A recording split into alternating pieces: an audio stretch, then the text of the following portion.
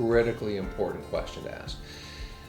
In order to do estate planning, okay, you have to have a requisite amount of testamentary capacity, we call it, right? In other words, if I have a prospective client who has been diagnosed with Alzheimer's and dementia and has unfortunately really no awareness of their estate and what's going on, they, in all likelihood, and it's a bit gray, this area, this concept of testamentary capacity, but if they truly lack the mental capacity, the testamentary capacity to do estate planning, then that's a sad, unfortunate situation where we sometimes can't do anything about it.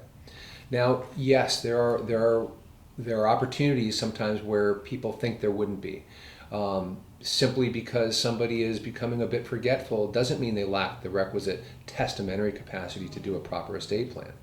And so thinking of clients who are maybe at an advanced age and now transitioning from home perhaps into an assisted living facility or some type of care facility, that in and of itself doesn't mean they don't have the necessary requisite capacity to do estate planning. But it is one of those flags, one of those triggering points where we think, you know what, maybe we've been meaning to do this for years or talked about it and we put it off for whatever reason. Well, we're at a place now where we can't put this off anymore. From time to time, I'll have an opportunity to meet with a prospective client who maybe is in that gray area of whether or not they have the requisite capacity. And before I can draft any estate plan for any client, I need to assess whether or not that requisite capacity is there. And so I will have to have a meeting.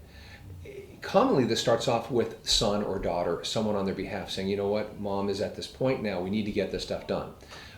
In that situation, I need to meet with mom, and I need to be able to assess for myself whether or not it's appropriate to do planning. That's a delicate meeting because I'm very aware of the dignity and making sure that this is not a situation where I'm going to allow this person to feel embarrassed or inferior by these challenges that they have now.